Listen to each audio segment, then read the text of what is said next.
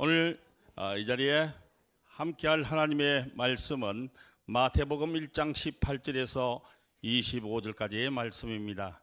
성도 여러분, 우리가 고난 속에서 희망을 가진 사람은 행복의 주인공이 되고, 고난에 굴복하고 희망을 품지 못하는 사람은 비극의 주인공이 됩니다. 오늘 하루를 좋은 날로 만들어야 되겠다 이렇게 생각하는 사람은 행복의 주인공이 되지만은, 나중에 이렇게 미루는 사람은 시간을 놓치는 그러한 사람은 불행의 주인공이 됩니다. 힘들고 어려울 때 손잡아주는 친구가 있다면은 여러분은 이미 행복의 주인공이고, 그런 친구가 없는 사람은 이미 불행한 사람입니다. 사랑에는 기쁨도 슬픔도 있다는 것을 아는 사람은 행복한 사람이고, 슬픔의 순간만을 기억하는 사람은 불행한 사람입니다. 비록 작고 초라한 집에 살아도 잠잘 수 있는 집이 있어서 참 좋다고 생각하는 사람은 행복한 사람이고, 작고 비좁아서 아무것도 할 수 없다고 생각하는 사람은 불행한 사람입니다. 상대방의 입장을 이해할 줄 아는 사람은 이미 행복한 사람이고, 상대가 자신을 이해해 주지 않는 것만 섭섭해하는 그러한 사람은 불행한 사람이지요. 그렇습니다, 여러분. 미운 사람이 많을수록 행복은 반비례하고, 좋아하는 사람이 많을수록 행복은 정비례합니다. 남을 용서할 줄 아는 사람은 행복한 사람이고, 미움을 가슴에 달고 살아가는 사람은 불행한 사람입니다. 작은 것에 감사하는 사람은 행복한 사람이고, 누구는 저렇게 잘 사는데 나는 왜 이럴까 생각하는 사람은 이미 불행한 사람입니다. 현대인들은 이성적인 사고와 합리적인 사고를 좋아하지요.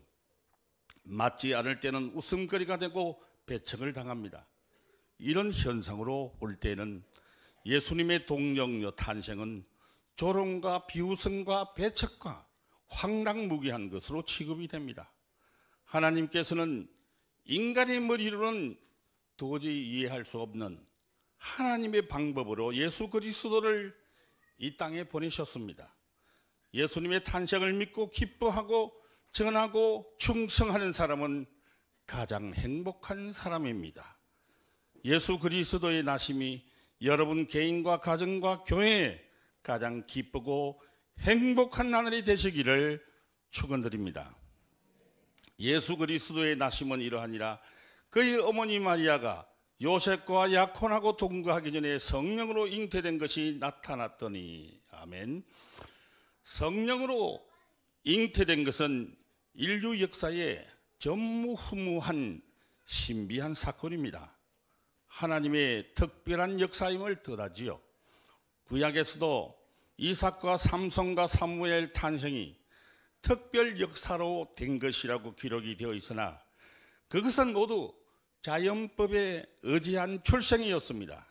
여러분, 성경에서 거룩함이란 구별된 모습을 말합니다.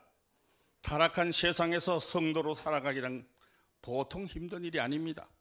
어떤 사람들은 이 더러운 세상이라고 한탄하기도 하지요. 그런데 우리는 이 더러운 세상에 들어가서 빛으로 살아가야 합니다.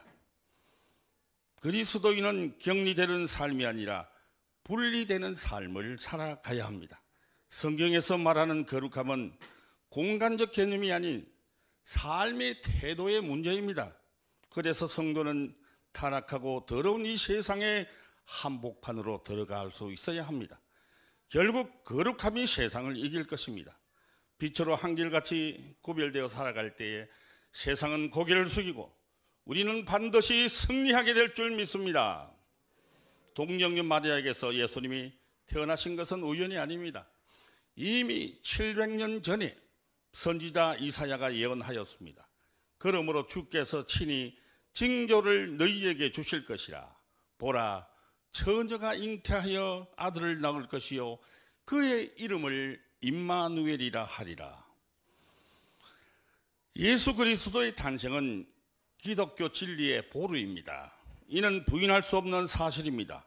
모든 성도와 교회는 예수 그리스도의 동정녀 탄생 사건이야말로 영원히 믿고 찬양하고 가르치고 전해야 할 하나님의 신비이며 진리임을 잊지 마시고 당당하게 그리스도와 함께 살아가시는 성도 여러분들이 되시기를 진심으로 축원드립니다.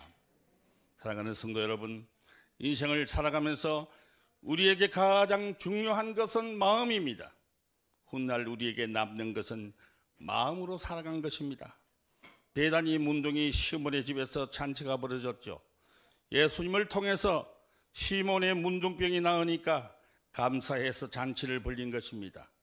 그 자리에 제자들도 참석을 했고 또 동네 사람들도 많이 참석을 했습니다. 그런데 저녁 식사하는 도중에 마리아가 향유가 든 옥합을 들고 예수님의 머리에 부었습니다.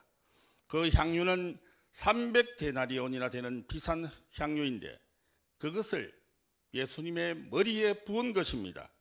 그때 제자들이 분을 내면서 어찌하여 이 향유를 허비하는가? 이 향유를 300데나리온에 팔아 가난한 자들에게도 줄 수 있었겠도다라고 하면서 그 여자를 책망합니다. 그때 예수님께서 저들의 생각을 아시고 이렇게 말씀하셨습니다. 가만두라. 너희가 어찌하여 그를 괴롭게 하느냐?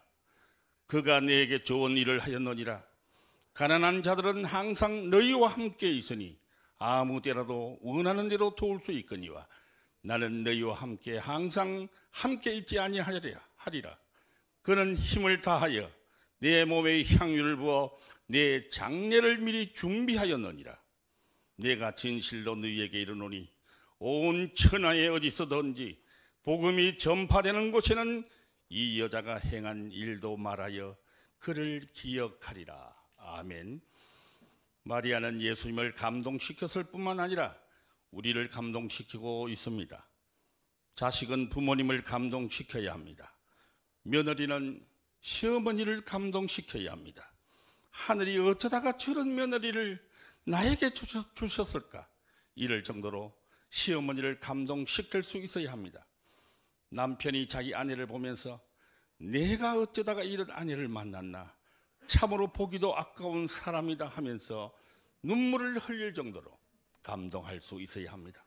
성도는 교회에 오시면 하나님을 감동시켜야 합니다. 마리아는 예수님의 마음을 감동시켰습니다. 복음이 전파되는 곳마다 이 여자의 행한 일을 말하게 될 것이다. 이 말이 무슨 말입니까? 복음이 전파되는 곳마다 마리아의 일을 통해서 수많은 사람들이 감동을 받을 것에 대하여 미리 예고하신 것입니다. 성도 여러분, 우리 자신을 한번 돌아봅시다.